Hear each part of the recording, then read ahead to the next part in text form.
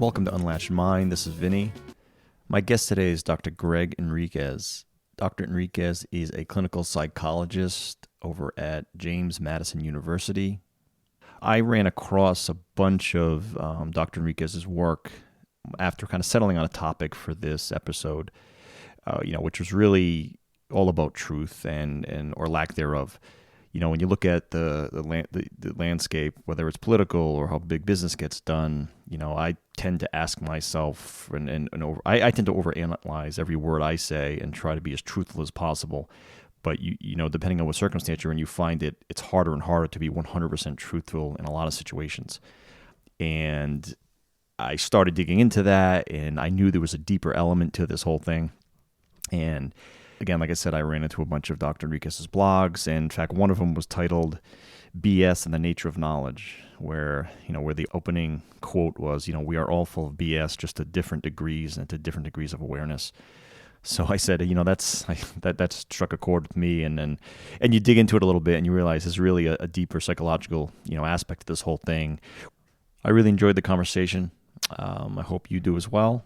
And with that, I give you Dr. Greg Enriquez. Dr. Enriquez, well, first of all, just thank you for your time. I appreciate you coming on. To kick things off, can you maybe just give the listeners a kind of a brief overview of who you are and what you do? Absolutely. Thank you. First, thank you for having me here. It's a real pleasure. We really had a good conversation, a half an hour of just shooting it the other day, and I'm really looking forward to this. So I'm a psychologist, a clinical psychologist, means that I work with individuals suffering from depression and anxiety, talk with them about their problems. I'm also a theorist, and meaning I'm really interested in theoretical and philosophical psychology. I work as a professor at James Madison University in what we call this combined integrated program, which is a specific program really exploring sort of theory and philosophy and professional psychology, and in broader issues like, kind of like philosophy and things like that. And I've been really fascinated with deep questions about the human mind for a long time. And I have a kind of a picture about how to think about it in a way that's a little different. And I love sharing that with folks. So. Yeah, excellent. That definitely came across when you and I spoke. I even told my wife after we hung up, I'm like, "Oh, this guy wants to do this. He's passionate about these topics." So I definitely am. I think there's a lot that's going on, and I think that we need some new visions, and I have one, and other people have other visions that are really interesting. I just love sharing and talking about this stuff. Yeah, even just to preface the whole thing, I always ask this question of folks that are kind of like-minded.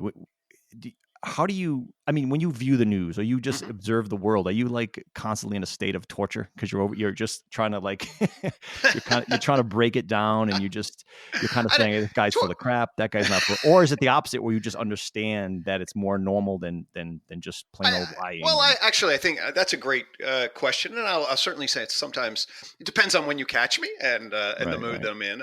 I really enjoy observing the process. I enjoy watching what people are doing because I'm a psychologist, so I have that natural curiosity. I think I have a pretty good frame for understanding why people are doing what they're doing. So a lot of times what they're doing fits pretty well. Sorry about that. See if I can turn that off. And then basically, sometimes I will say I'm concerned, definitely concerned about the state of our identity, as it were. There's so much chaos. There's so much confusion. People are starting to get really polarized and defensive. And our leadership there's not really a very clear and shared path about the direction we need to be going in relationship to our morals and our knowledge systems, and how to position ourselves as humans in the relationship to the technology wave that's happening, in relationship to all the environmental changes that are happening. Yep. And so, I am deeply concerned, and I think that I'm connecting with people that have particular visions that can be really helpful and guide us in a wise way. And so I'm looking forward to sharing those with folks. So it's a mix of sometimes despair, sometimes curiosity, and sometimes a real hopeful opportunity to help folks, because I think people are exhausted and they're confused, and they're starting to really look for some better and different solutions, and I do think they're out there. So yeah, and I think when we spoke last time, we kind of circled around this.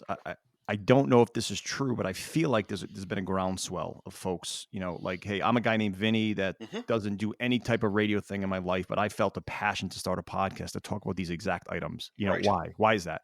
Right. Well, because I feel like I see the writing on the wall, and with the amount of content that's out there, podcasts and other, I feel like there's so many folks saying the same thing, saying what is going on, or like this whole postmodernist view.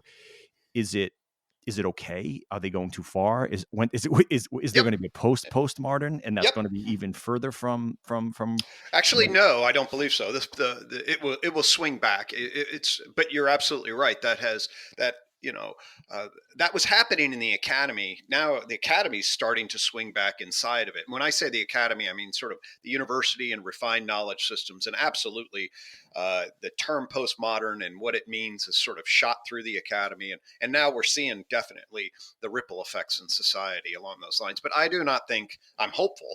It depends on certainly what happens, but right? I do believe that the pendulum will swing back a little bit. Certainly, that's what Yeah, I'm advocating for. yeah. I mean, I guess that's the normal cycle of events, right? I mean, Mhm. with the political or other, it's People get it really depends, of course, a lot on how crazy we all go and whether or not really bad things happen right, to our institutions. But as long as our institutions hold, right now you can see people feeling exhausted for it, and then meaning exhausted by it because it has so obvious limitations.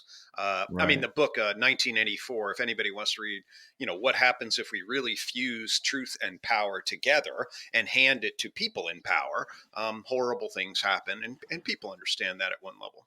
Well, I think I told you when we spoke last. I read. I was one of them probably. I don't know, the last four people on Earth, I think, that read 1984. I read it like 6 months ago, and I was blown away with just.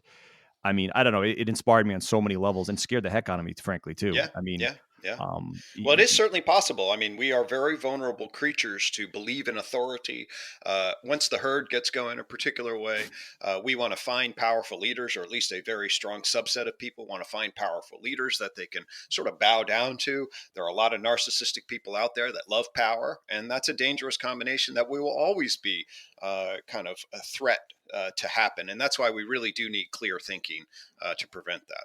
right, right, right. Yeah, it's. I don't know. You're right. There's an element of fear.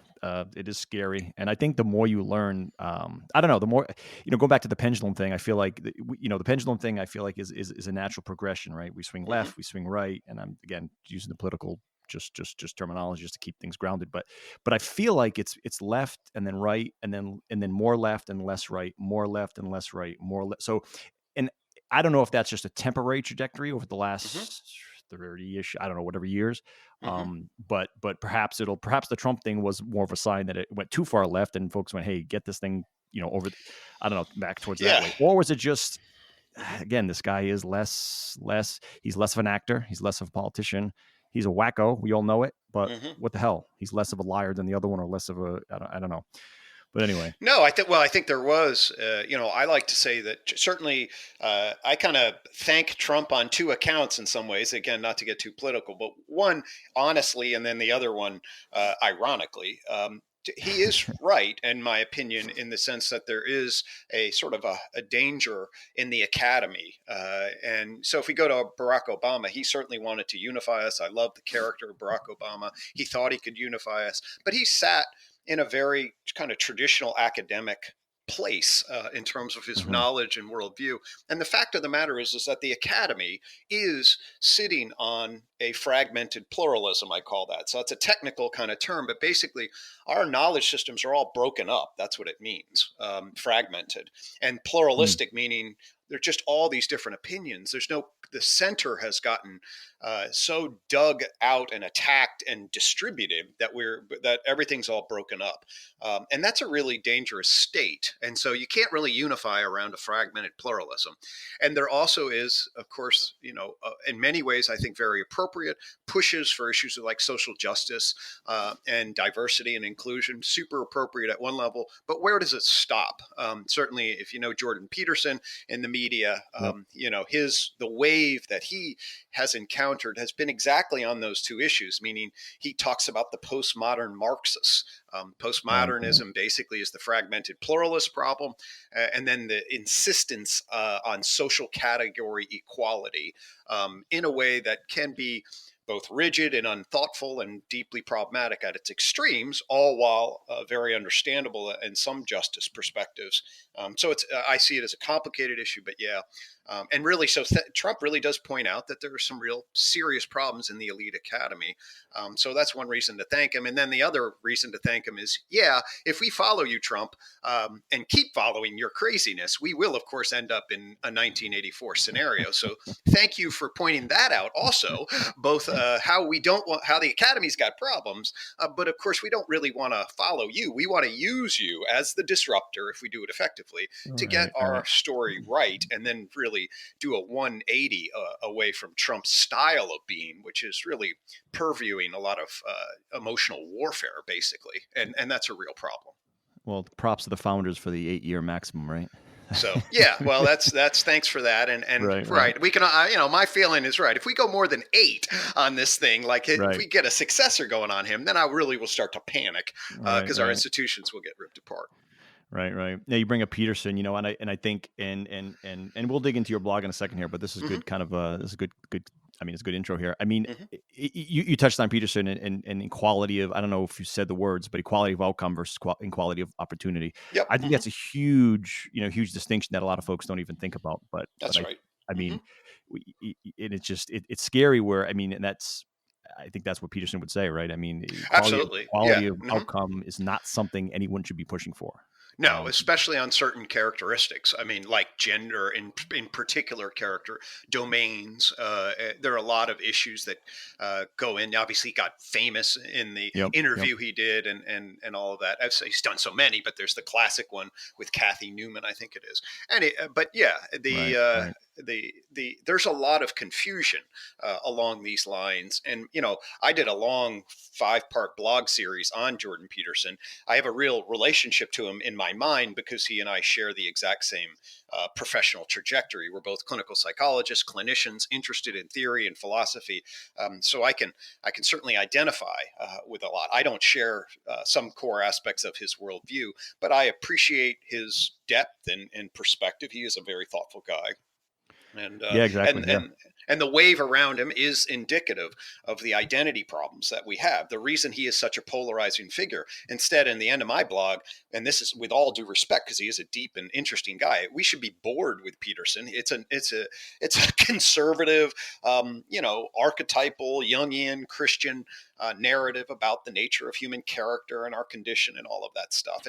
And those are really interesting perspectives. The idea that there's so much flux around it. It's just a symptom. It's a diagnostic picture, really, of our polarization and our identity confusion. Yeah, I mean, we can end. We'll close the Peterson discussion on this, but I think he's riding the wave of the whole gender issue, right? I mean, absolutely. If that wasn't the issue, you're right. His general tenets and viewpoint on the world I don't think they're brand new. I mean, I read his book. I read actually both of his books. They're good. I like them. So I mean, Maps of Meaning. If you can get through Maps of Meaning, I mean, that's a serious academic, very book. Technical, very technical. Yeah. And I mean, and it's very.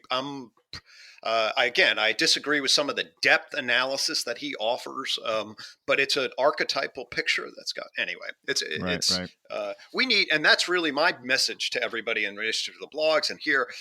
What we need are wisdom approaches, and wisdom approaches are different than the knowledge approaches that ultimately, because the knowledge approaches that we're taking right now are fragmented enormously, and wisdom forces us to at least consolidate them and think about our moral values and deep moral values, and we need some work in that area. Definitely. For sure, yeah. So jumping in, I guess, at minute 15 here. That's we enjoy our talks. No, I love it. Yeah, absolutely. That's what the whole goal is, just to be organic. If it's work, then I have enough work during the week. I don't want this to be work. But you kind of open up with I think a distinction between 3 types, right? I think you mentioned, and I'm not sure if you were quoting but there was a distinction between the honest, the liar, and the bullshitter. So could you kind of summarize what yeah, well, okay, so I'll put it in context. So I did a blog on Harry Frankfurter's and another recent analysis on the concept of what bullshit is. So let's I'll put that in context. Mm-hmm. And so and really, actually, since I think it was 2015 or whatever, there have been some. Maybe even before that, there have been some sophisticated academic analysis on the concept of bullshit and the distinction between an honest man who is articulating what he feels toward the truth with clarity. And then there's the very clear example of a liar who privately knows some truth and then is sharing some falsehood to manipulate the other. And then there's this gray area in between talker who's spewing forth ideas that have a mixture of fact and exaggeration and lies, all for a particular kind of purpose that isn't so much necessarily the direct lie, but fills in a lot of conversational pieces and has a lot of intuitive aspects to it that are motivated, but not necessarily true. And from a truth perspective, like a philosophical truth perspective, how do we understand what this is socially? How do we understand what this is? Everybody does it, and everybody participates in it at some level. And then it gave rise to a really interesting analysis. So yes, Harry Frankfurter, made those distinctions between honest men, liars, and bullshitters. So is that I mean, does the liar not have a direct agenda where the bullshitter has a more discrete agenda? Is that? Yeah, I mean, the bullshitter isn't necessarily the bullshitter sits in a gray area of an agenda. I mean, certainly sometimes we'll have an agenda, and if you analyze it and stop to think about it, the liar has to keep his agenda very clear because he's explicitly manipulating what people want to believe. That's not to say the bullshitter never does that, but generally, the liar knows what's true. The bullshitter almost intentionally self-deceptive about whatever. Well, that's yeah. So that's an interesting. I have some relationships with some folks, and I'll leave it. I won't get too any more detail. But and for the most part, I love them, right?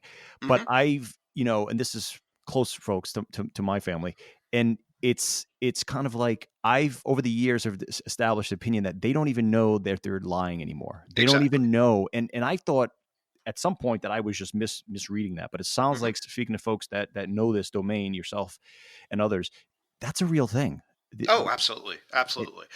So you have to understand sort of the structure of our self-consciousness system.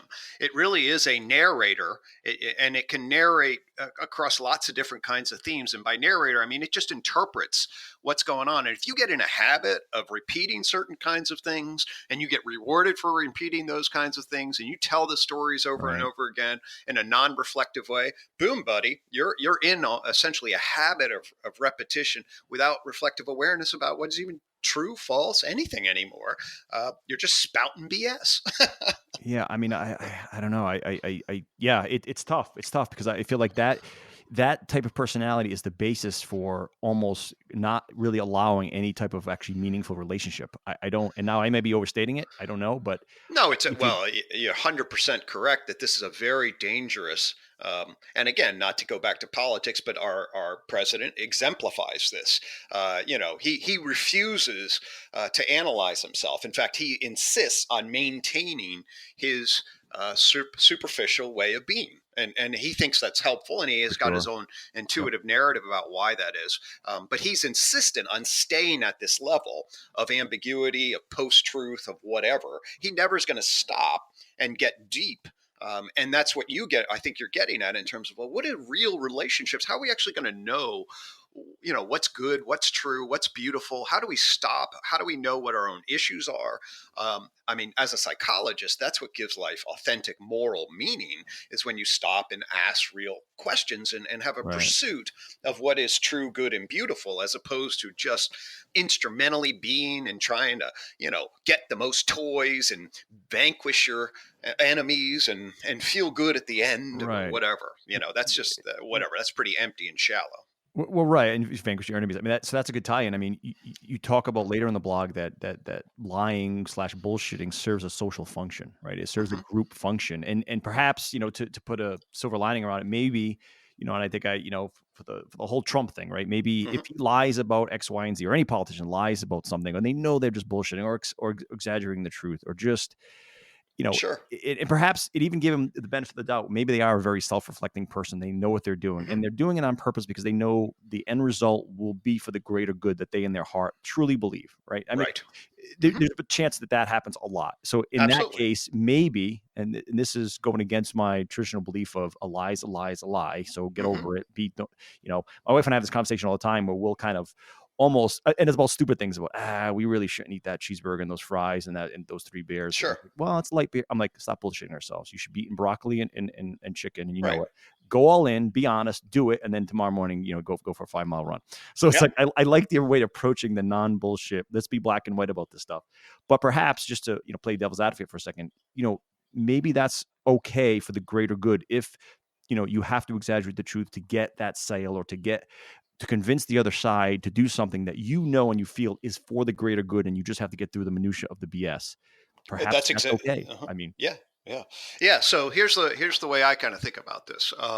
But it's complicated. It certainly depends a little bit about what moral value you ascribe to. Here's the way I think about it. So I believe that there are what I call true good and beautiful states. Okay. A true good, beautiful state is like a beautiful state. If you're a musician and you hear Mozart and you love Mozart and you connect to that, or Tom Brady, if you inside the game of football, if you assume that the game of football is a good thing, and you're Tom Brady and you love the game of football and you share that and you're unbelievably good, and even your enemies have to respect you because how good you are, and your fans love you.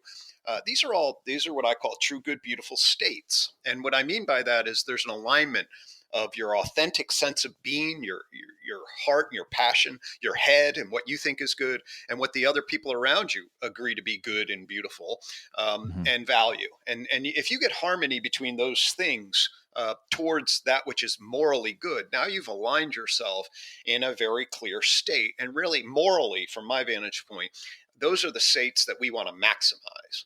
Okay. So, in other words, we want to create contexts and systems that enable as many people as possible to get in touch with those true, good, and beautiful things, and things that fight against it, like lies, thus work towards the false, and therefore right. your sense that, hey, man, we should be honest about what we're doing. Absolutely.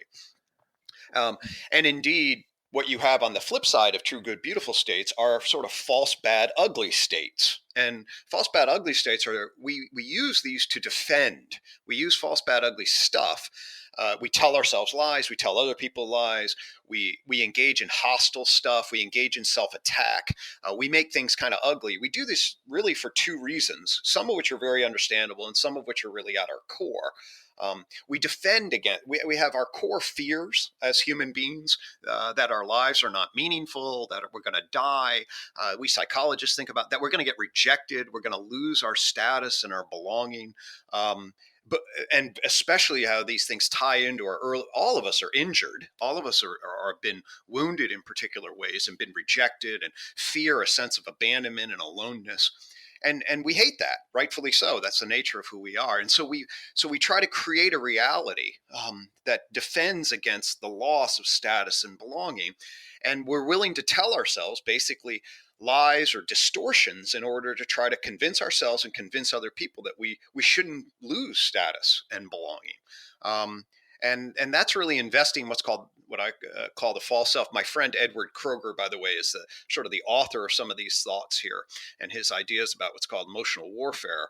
But basically, what we're talking about here is a part of us that is defensive and then it is under threat. And then we'll try to justify our position against that threat in a defensive way. And that's what drives an enormous amount of the bullshit that we tell ourselves, because we want to make ourselves feel better. We want to belong to a tribe that is better than other tribes. And watch a football game. If you're on the side of one tribe, you will see it all through the lens of trying to protect your team, and the refs are always against you, and all this other stuff. And that is because you have a natural inclination to want to protect. And when you look at it this way, what you see is some of that is what's called appropriate instrumental. And an appropriate instrumental defense is like, hey, you have to protect your resources, and you do need to do certain things. And sometimes, yeah, maybe you do need to engage in a white lie to protect somebody's feelings or reputation. And you have to think about it in instrumental terms, which means that what we do has consequences. And then whether you have more resources or less resources at the end of it is something we have to consider, especially even if I mentioned the true self before, you got to have resources that move us towards the true, good, and beautiful. And so you got to think instrumentally. But at the same time, you also really need to be able to shine the light on your own ego, your own defensiveness, your own wounds. And really, what we want to try to do is eliminate the line and the defenses and the strategies for power that are really driven out of these dark places that people have, their insecurities and their wounds, because those are the things that actually spread false, bad, ugly fog of emotional warfare amongst us. And it is really, that's what I'm really concerned with. And I really want to try to create systems, relationship systems, social systems, knowledge systems that help us shine the light on that, understand it's very natural, and then move away from it as much as possible, because it really will kill us if we have too much of it. You touched on something, tribalism. You mentioned that. Now, Yes. what I can't stop thinking about when you were kind of talking through that would be, the question is some of this bullshitting / lying, is it is there a evolutionary adaptation there? I mean, is there any, I mean, obviously language hasn't been around that long, but has there been these deceptive / bullshitting techniques around, to some degree in our ancestors to help us survive? 100%. Yeah. Mm-hmm. And so this is actually right at the center of my own journey and awareness of kind of the nature of the human condition. It has to do with the evolution of language and how we reason, and how we talk and think and narrate about our lives and about other people and what's going on. And so basically, what my argument is that the evolution of language, first and foremost, is a great invention, as it were. It enables us to share knowledge. It enables us to think in abstract terms. It enables us to engage in much more sort of logical, deductive thought. It does a lot of these kinds of good things and connects our minds together in a way that other animals' communication systems just can't do. So it's a real wonderful invention. And most people who work in this area are trying to figure out, okay, well, what are all the things that led to it? What I realized, however, from my clinical psychological perspective, is how actually dangerous language is. And what I mean by that is language opens up a window into your subjective thoughts in a way that other animals don't have to deal with. Think about your dog. What's your dog thinking? You can watch her behave, you watch her emotions. It's really hard to know exactly what it is that she's thinking. However, I can simply say to you, hey, Vinny, what do you think about this? And why did you do what you did? And those are really easy things behaviorally to do. I can just say why, how, ask a bunch of questions. And now through the highway that is language, I now have access to all of your thoughts. Right, okay? right. The verbal thoughts, at least. And if I have power or whatever, now what do you do? What this means is that we don't necessarily want to have everyone to have access to all of our thoughts. For sure. Right?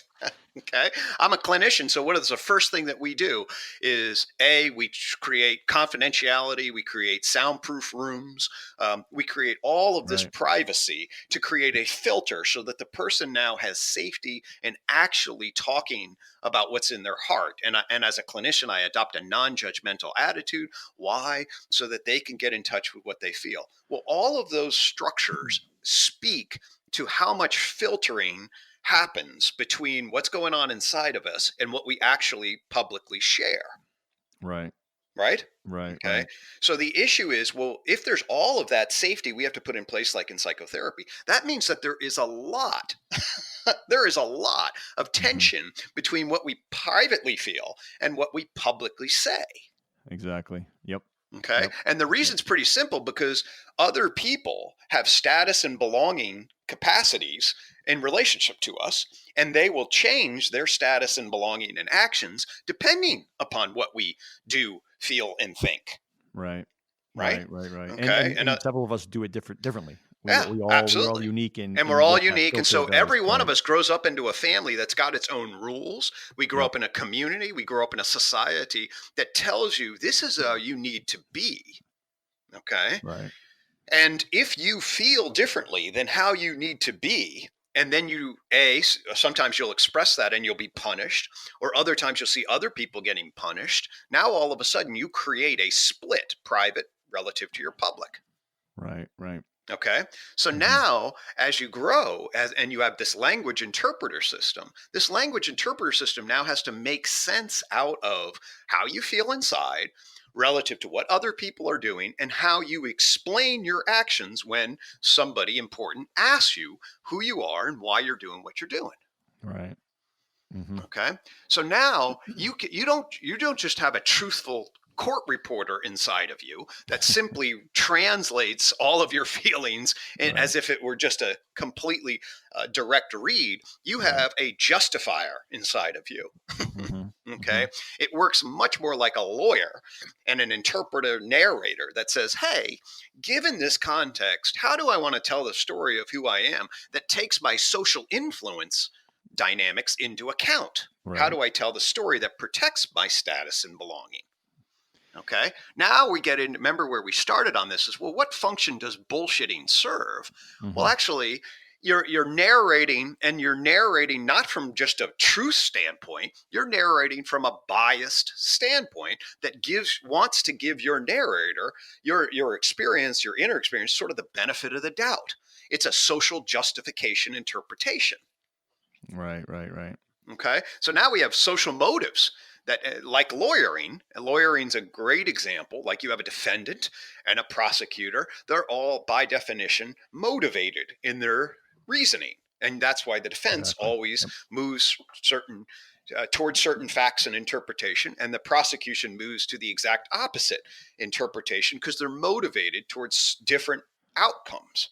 Right. That's Okay. almost like that's akin to an internal filter that They're a person would perfect. have. Right. Exactly. Right. So Right. now that's like, so you have sort of like a lawyer for yourself, and Right. therefore it's not a truth teller, it's a lawyer. And it certainly can tell truth or lie or construct a reality, as it were, that is anchored to your interests. Right. And then now you're in the gray area of bullshitting, basically. Uh, so, how much truth do you tell relative to your interests around status and belonging, and how do you shape that truth? Well, now you're very into much the coloring of the truth based on motives and desires. So, I mean, yes, I think that that summary of what happens from to thought Hmm. to mouth was perfect. Now, I would argue, and I don't know if you would agree with this, but it, when we interact with fellow human beings, the Hmm. folks that tend to have I would say more processing from here's what I'm really feeling to here's what I'm going to say. Hmm. I tend to be drawn to folks that tend to have almost no filter. Right. And I won't say zero because I would maybe argue that none of us have zero filter or Hmm. zero lawyer, if you will. Hmm. But I feel like folks that tend to say things in context that it's almost could hurt them. Hmm. In the long run, those folks get viewed as, and I try to, I would assume I put myself in that category. Hmm. I do. Maybe other folks don't believe that's Sure. true, but I think that is. People say I wear Hmm. my heart on my sleeve and all that. But I feel like the more filtering you do, one, I feel like it may hurt. It's probably going to hurt you socially eventually because you may have a short term gain, and you may have said and gain. Maybe you went up +1 in the individual conversation or how you were viewed in a certain situation. But Exactly. in the long term, I think eventually, first of all, you have to remember all the filtering you've done in the past 20 years, because Amen. right, Hmm. because I mean, obviously, Yep. lies are tough to remember, Hmm. even if Hmm. they're slightly exaggerated. Hmm. So Hmm. I don't know if I mean what your views are there, but I feel like we should all aspire to have a filter that's more or less non-existent. Now, there's times when I think a filter would be appropriate. And I think Exactly. I used the example with you last time we spoke. Hey, Hmm. you're over a friend's house, and their grandma makes you. I grew up in old Italian neighborhoods, and we had food all the time, and the food was amazing. But so I always think of food. I'm actually hungry now. Sure. So we, No, yeah, yeah. the You're grandma asks totally on it. the Hmm. Hmm. grandma asks you, "Hey, Hmm. how's my veal parmesan?" Right. Oh, it's fantastic. Even Hmm. though it's not, I Yep. think that's a good filter. Hmm. Right? Hmm. I mean, Hmm. I would argue there's really no benefit to saying, "Yeah, I could use a little Hmm. salt." I mean, Hmm. what good are you doing there? You're gonna break an old lady's heart, and then but Right. I think, barring those unique little white lie situations, which I think we should all self-reflect on, and try to distinguish, That's right. between those and others. I feel like those, again, a politician, you ask them a question up, while they're at the podium, and you can just see them thinking about all they're navigating left and right Yes, and up and down, and then they say three words. It's like, exactly. I just feel like that's, I guess, to be blunt, kind of shitty, but Yeah, perhaps, absolutely. It's Bullshitty. Yeah, bullshitty. But 100%. right, right, I couldn't believe. I couldn't agree with you more, Vinny. And your intuition, in my estimation, is dead on. And I would argue that sort of my theoretical formulation speaks exactly to what your intuition is doing. And you hit on all the key points. And the issue is. And indeed, why my friend Ed Kroger calls it the true self fundamentally is because when we're not filtering, okay, what that means is that there's a flow of information between right, your heart, your head, and the other person that has then, content in a particular way that is different than the filtered content. right, Okay. right, Um, and over time, what we really are trying to do is we are trying to align our hearts, our heads, and other people. And if you are filtering, by definition, you are creating static and fog in between yep, what's really going on. Who are you really? Or if you're just putting up a mask, a persona. In fact, many psychologists and scientists have talked about the mask and the persona, and what and it certainly is some instrumental influences, and at times it does make sense to protect your grandma's feelings if there's no other benefit to making the comment about the salt in the right, part, right, the taste. And okay, instrumentally we want to protect our feelings, we do want to do good things, and people's feelings do matter, and if there's no other instrumental value, then at that level it makes sense. But when we hide who we are and try to manipulate other people because we want their status and we're willing to lie about to ourselves about who we are, that's a really dangerous spot, because ultimately what's going to happen is you're going to be empty inside. You're going to be looking right, around to try right, to get everybody else's approval, and they're giving you status because you think they like you, but it's a fool's errand, because you're basically sharing a false self. And then everywhere you do in it, you're realizing, actually, I'm an imposter. They love my mask. They don't love me. I talk about your core need to be known and valued. That's that your heart wants to be both from important right, people. It right. wants to be both known, and that's how you feel secure.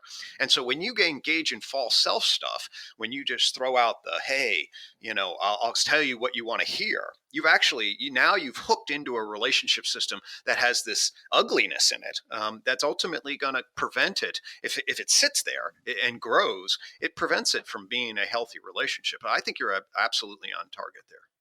Yeah, I mean, and I feel like too many close relationships, marriages, and other are they fall into that exact trap where maybe they started on a falsehood or an exaggerated whatever, and then Yep. they can't seem to get out of it, and I just I it's work with sometimes it's people in obvious to see. psychotherapy that absolutely have devoted their lives to essentially trying to create a self that is false, that is the Mm, picture of who they think other people want them to be. So, and indeed, this is sort of Facebook or Instagram syndromes, is where people see everybody else is having great lives because what else do you put out there? And then they feel insecure, and oh then yeah, they want to show others that they have a great life, even though down inside they don't. And you create those false self, public private splits, I sometimes call them, and you start living that life, you're going to end up, in a therapist's office wondering who you are and feeling anxious and defensive and empty.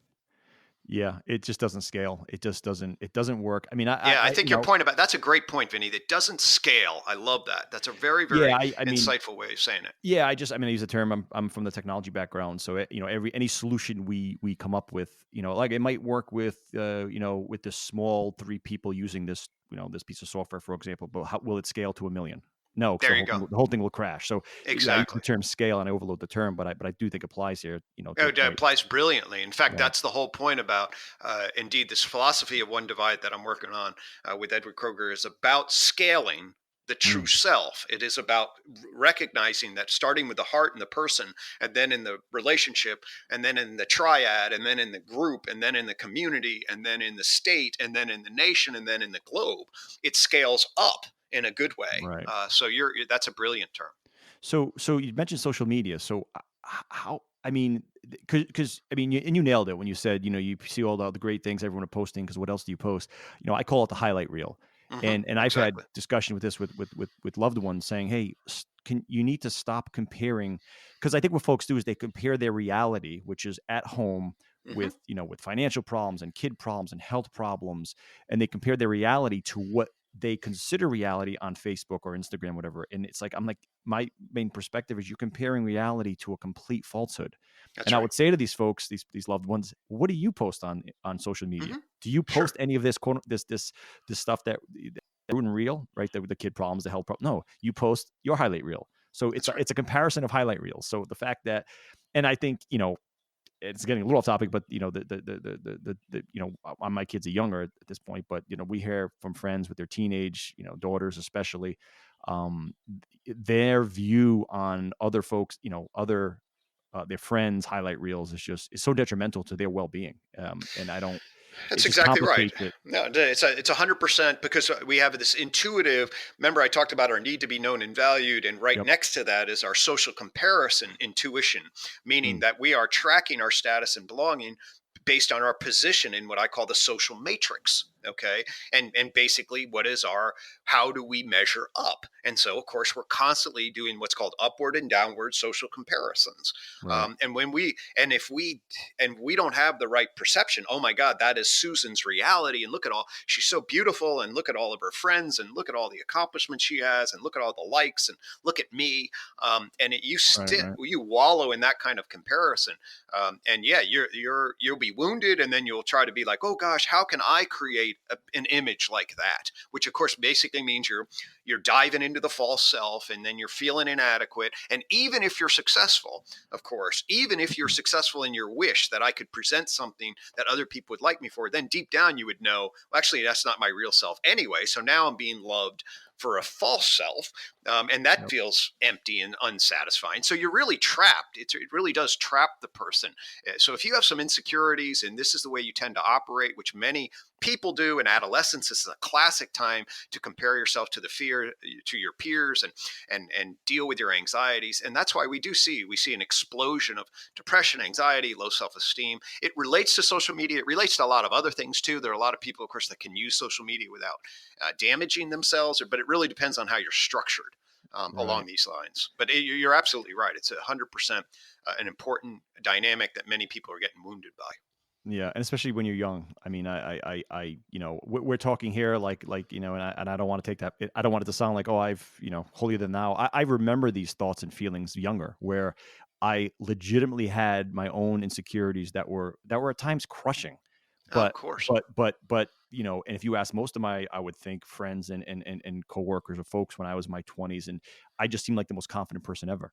Hmm. And it's like that that front is exhausting. It Oh, he is. looks like he has so much going on, so much together. Hmm. But Hmm. on the inside, it's just not always the case. As I get older, I'm finding more and more solace in letting all those warts just be shown, letting There it is. all the insecurities out. It's just kind of like, and it's like people like, getting old sucks. I'm like, Yeah. besides the aches and pains starting, I mean, I'm only Uh-huh. 42, but Uh-huh. in the obvious physical kind of, Yeah. whatever. Um, I like the fact that you could be you can be much more confident and be like, hey, this is me, man. Love me or hate me, but this is me. And that's why, I love the 85-year-old dudes just sitting around, just kind of speaking their mind, and where Yeah, you I do. can, I do. If you have a developmental path that is fortunate in that way, that's exactly right. I think I'm very similar to you. In fact, I'm often sort of laugh that I'm pathologically self-disclosive in my own. If you read my blogs carefully, you see my own neuroses and my own anxieties and my own injuries. I use them for examples all the right, time, right, and sometimes I certainly get some questions about people like, why do you do that? And the answer fundamentally is, this is what I am. And right, right, and I want to share. I love me. I've got my neurotic tendencies and weaknesses. I can't carry a tune. There are a lot of problems with me. I've got a nasty bald spot, and getting old myself in certain ways. And but there it is. We're all fragile creatures.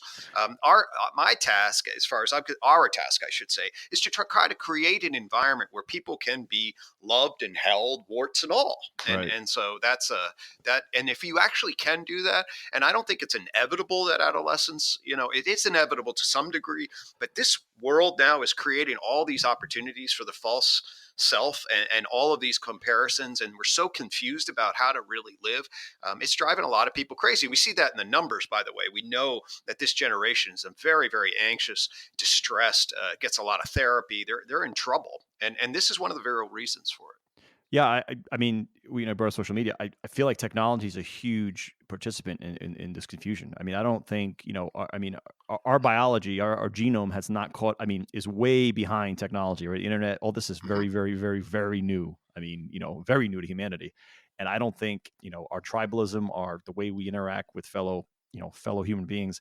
I don't think I mean, it's going to take a long time before we evolve to understand how social media and just technology in general has affected that. I mean, I don't, and Yeah, no, I scares think me a you're little bit, but yeah, it does.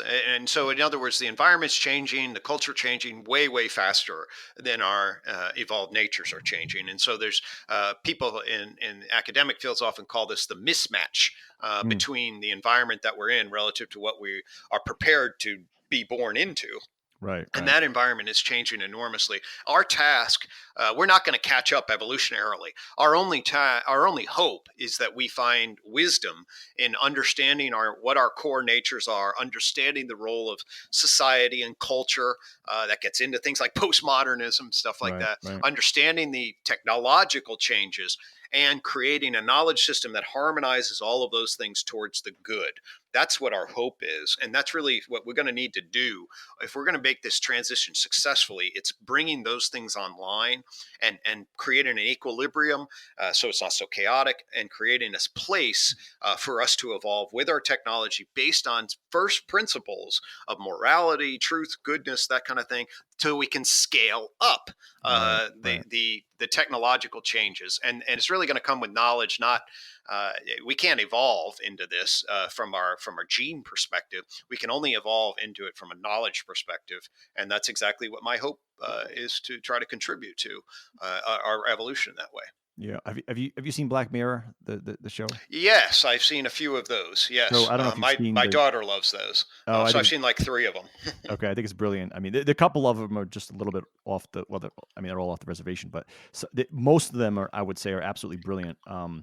There's an episode called Nosedive, I think it was called, and it Okay. talks literally to this exact circling around this the exact topic where the and I won't, no spoiler alert, it's been out for a while, but where folks are literally walking around the street and there's facial recognition cameras, and in fact it's happening right now in China, which is scary, but literally everything they do is they're constantly being ranked, so they can literally Hmm. if they Hmm. talk to somebody Right. and they go to the DMV, or they go get a beer or ice cream or coffee, their interaction with that other person immediately results in a ranking, and it gets Yep. updated on their social media. So they'll literally, a girl will be ordering a coffee, she walks away, she sees that person just ranked there, and then now she's at 4.5 stars instead of Yep. 0.6 stars or something.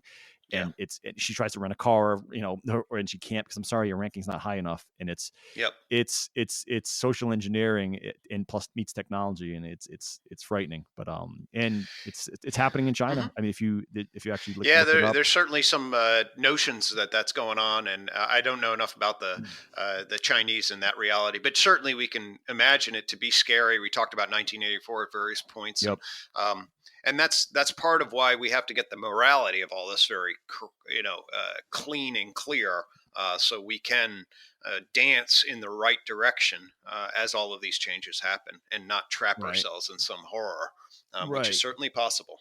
I mean, so we spoke about in China, for example, but just in general, I mean, what we're kind of speaking of, and one of the questions I have is like, okay, well, at this point, we seem to be acquiring a lot of this knowledge. How do we the steps forward, and how do we as a society become better and be more wise in this world, if you will?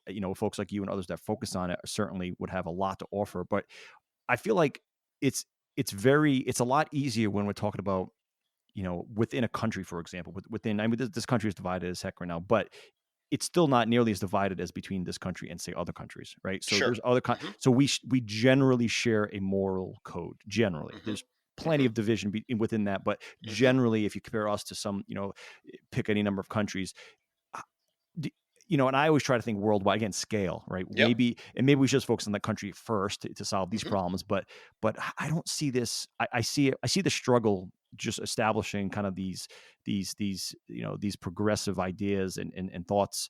And not progressive in the traditional left Yeah. leaning No. sense, but Absolutely. just You're absolutely right. trying to be better Hmm. people to each other, to Hmm. every.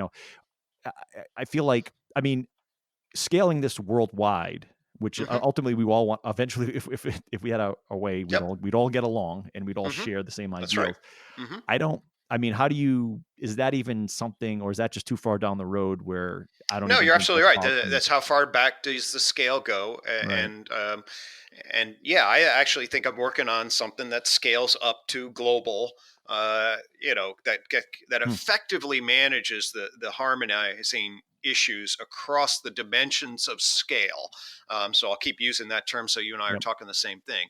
And the scale. There's a thing called Uri Bronfenbrenner is what's called he's a socio-ecological theorist, and so he thinks in terms of systems. So he starts if the human individual is one system, and then the family is the system around of that, and then the community is the system around that, and then the state is the system around that, and then nation, and then globe. So that would be one example of sort of a nested circle of various scales. Hmm.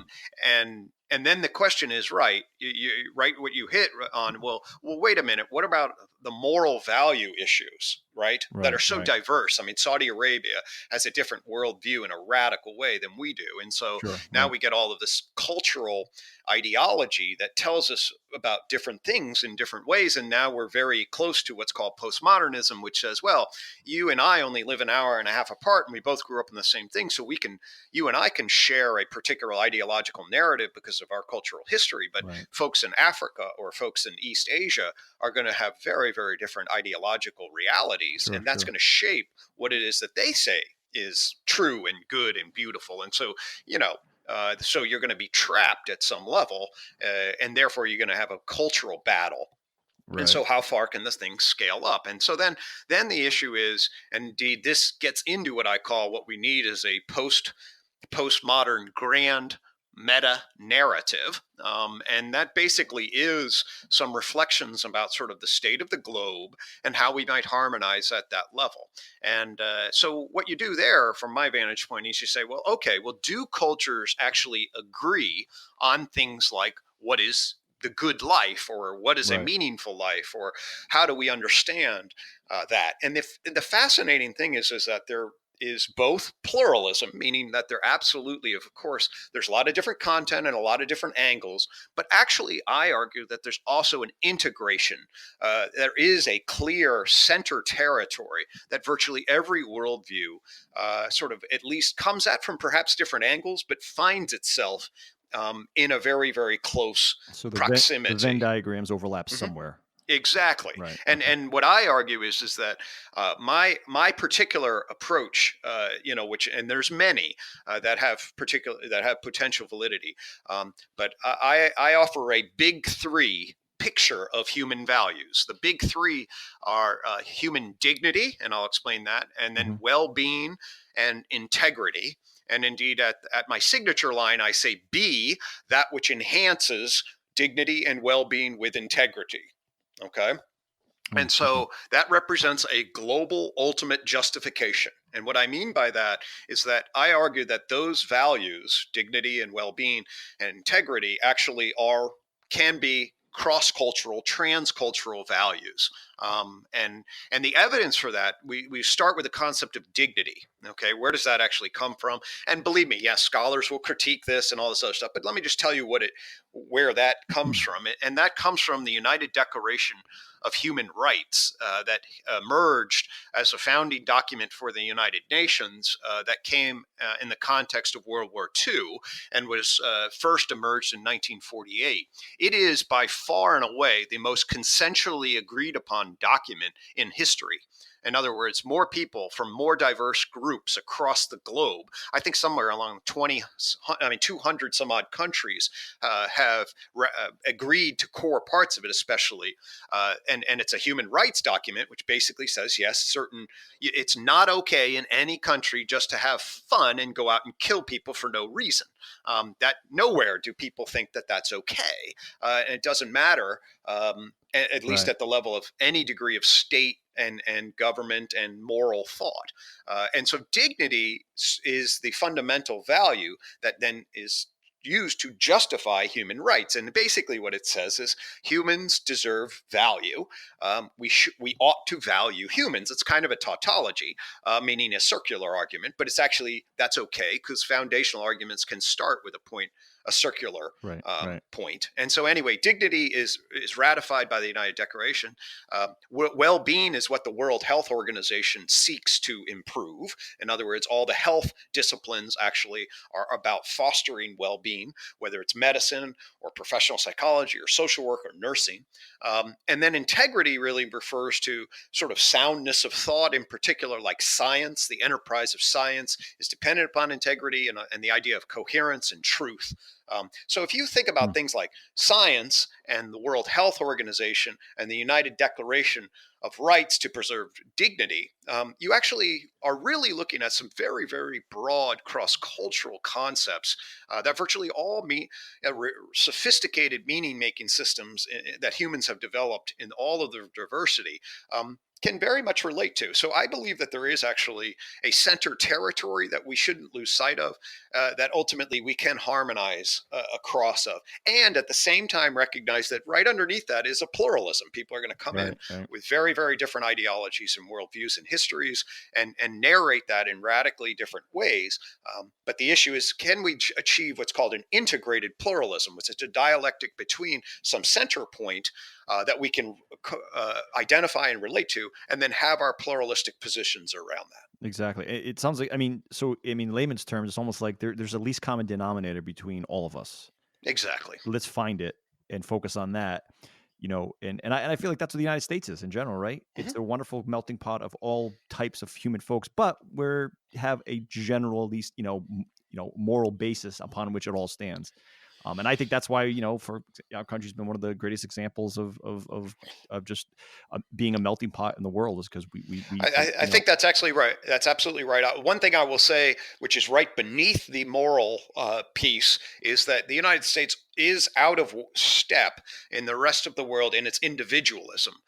And so it Mm, does justify a particular kind of individualism that is radically different than especially Eastern cultures. And so one of the things that is not a norm for the United States, and maybe it shouldn't be, it depends on your, now you get into some pluralistic right, right. differences in how much you would value individualism versus collectivism. And there's very good discussions to be had. I would just want us to be aware that we are two standard deviations outside the norm on our fascination and exaltation of individualistic thinking, which may be a very good thing in many ways, but it is something for us to be very much aware of relative to the rest of the world. Yeah, no, that's for sure. That's true.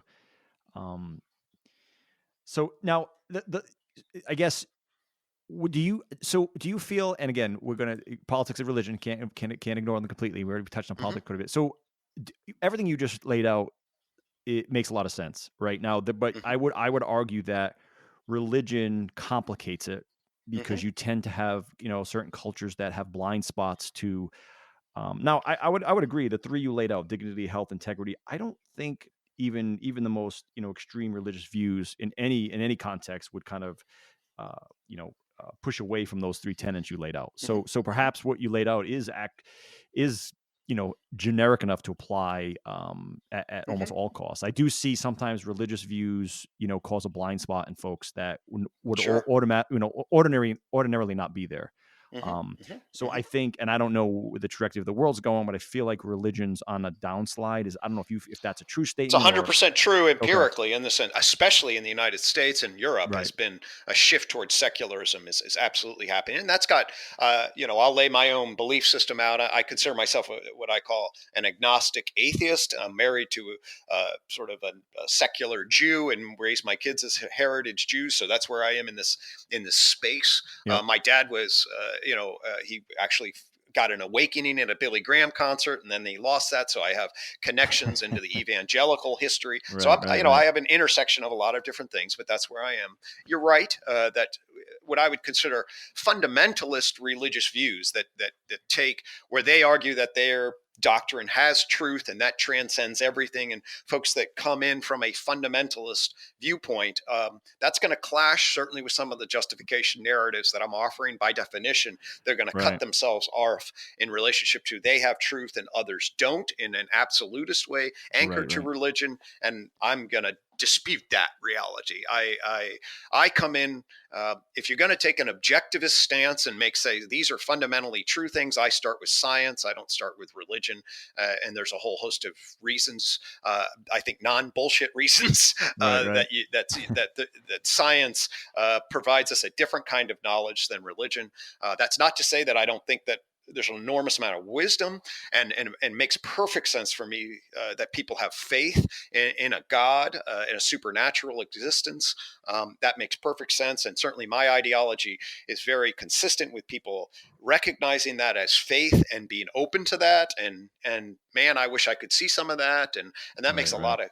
makes a lot of sense. I have a lot of respect for that, but you have to recognize, in my estimation, that your connection to the supernatural and whatever you then justify based on that intuitive faith is a different kind of justification than scientific justification for what we can then agree on to be facts, and that we can get into that conversation. But ultimately, that gets into the so is knowledge triangle and a few other things that I mentioned in my blog. So yes, we do need to anchor ourselves to a picture of the world, and I start with what's called natural philosophy, what used to be called natural philosophy, or a scientific worldview, not to eliminate supernatural or mystical worldviews. Those are beautiful worldviews potentially, and it's certainly possible that science, natural philosophy is not the whole picture. It may well be, but I believe we need to start there, because that paints the most objective, and sort of universally objectivist viewpoint for agreement, and that is a commitment I make in Hmm. relation.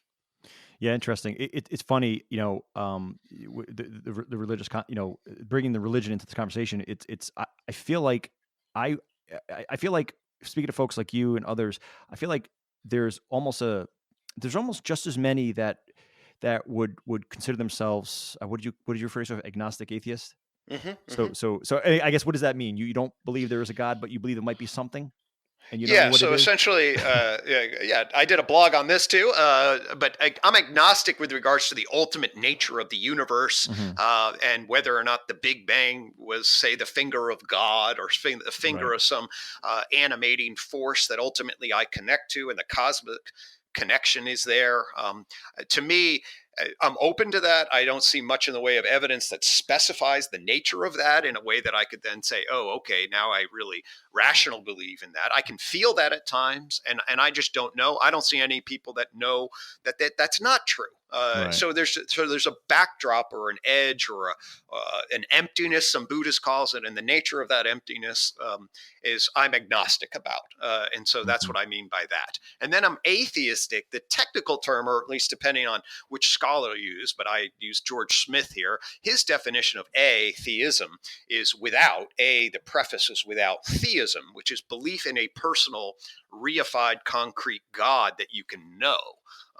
And so I look out at all of the theistic beliefs that people have about God, and I generally see God as made in the image of man rather than man made in the image of God. And so most of my pictures of the religious beliefs that people have in formalized religion, I find myself, hey, I don't really believe in those. A point I make, and some other atheists make, is that virtually all of us are atheists to the vast majority of religion. No one believes in all of them as being true, because that's kind of crazy. And so most people are atheistic with regards to other religions, meaning they're without belief in a Islamic God or a Hindu God. I just happen to be without belief in all of Right, them. right, right, right. So that's what agnostic atheist means to me. Gotcha. Okay. Yeah, that's but easily a topic for another podcast altogether, for sure. Um, okay, so I mean, so I think I don't know anything. I mean, so where could folks find you? I mean, I think we're about an hour now. I mean, Mhm. anything else that was tip of tongue that we didn't touch on? Yeah, well, I mean, I really think these conversations are really important, so I'm glad to be a participant. Certainly, folks can find me on Psychology Today. I have a blog there. I've written about 300 blogs, so there's a lot of them. There's a Theory of Knowledge, Psychology Today. GregHenriquez.com also is my webpage, which I put up. I need to sharpen a little bit. I also mentioned my friend Edward Kroger. He's the author of One Divide. These are and I'm what I here's what's going on for me, and if folks are interested in this, I'd love to dialogue with them about. So I think that we are at a very crucial point in our history. That's what I believe. I believe that the technological Agreed. wave is transforming us, just like you said.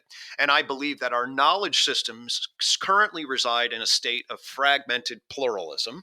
And the combination of all of the flux and change, all of the information we have access to, all of the things that are uncertain, the climate change, everything's going on, makes us confused and crazy, basically, because we don't know what's up and down. And then when we get anxious and uncertain, then we get defensive. And then all of a sudden we're really vulnerable to sort of our BSing and sharing, becoming tribal and becoming, I know what's right. And because I'm defensive and I'm confused. Right. Right. And so to the extent, and Edward and I call that emotional warfare. So I'm really interested in and concerned about the spread of emotional warfare. And I see it in our politics and I see it all over the place. As a psychologist, this is kind of like, oh no. And then the question is, can we reduce that? What would it take? And it would take, to me, an understanding of our human nature across the globe. We're all humans, and that there is a human nature independent of culture, and we can know key points. And indeed, I've devoted my life to kind of creating a picture of that holds the complexity of culture, and at the same time gives us a rich picture of human nature and our needs for status and belonging, and a whole host of other things, and how we justify and whatnot. And so, what I'm trying to do is gather a bunch of scholars together on the one hand that says, hey, how can we move our knowledge systems from this fragmented place to a much more integrated knowledge system? An integrated knowledge system is when somebody comes in to the academy, an undergraduate, there's a very shared sort of center of knowledge around, science and around morality and around human character that creates, a clear entry point. And that's what we've lost that. So what is the center of that? How do we delineate that? How do we hold the pluralism of all of our knowledge in relationship to that? And I have models for how to do that. One of us called this tree of knowledge system, that I think is an integrative example of that. And then the other piece that's very connected to this is our psychology philosophy about our natures, and how to raise kids to be authentically whole, how to move them towards their true, good, beautiful selves, how to identify their false selves, how to help them understand how natural emotional warfare is. But if we create the right context of honor and honesty and love and compassion and safety, we can grow our children in a much healthier and robust way. And they will be in a position then to manage the technology. We will then actually shape the technology for our good, as opposed to having it shape and control us Hmm. through at least this vision. As long as we have the wisdom to do it, I'm much more optimistic about what that potential is. So that's what I'm all about, is trying to find folks that have knowledge visions and wisdom visions, that can help us consolidate our knowledge, share that with folks in a real practical way, so that they don't have to become PhDs. They can be like, oh, I know what I'm doing here. This is hurting me. This is my anxiety. This is my defense of my false self. Oh my gosh, this was beautiful. I related to this. I fell in love. Right. Whatever. That's Right. my true self. We got to get out along in the world and make everyday decisions. And how do we sort all that out? And how do we do it in a way that's really authentically connecting across all the levels of scale that you so rightfully articulated? And that's what I'm passionate about, at least. Hmm. Oh, well, that's an excellent summary. Well said. Okay, Dr. Enriquez, I really appreciate your time, and we're going to do this again for sure. I'm going to hold you to it. All right. Well, I really appreciate your questions and your own passion in contributing to this. And these are exactly the kind of conversations I think we need and to join with folks in having. Yeah, let's search for truth. Let's not stop arguing and just search for the truth and stop trying to win. Amen. Stop trying to win. Amen. Thank you. 100%. Okay. Fantastic. Bye-bye. Bye. Hey, hope you enjoyed it. Thanks for listening.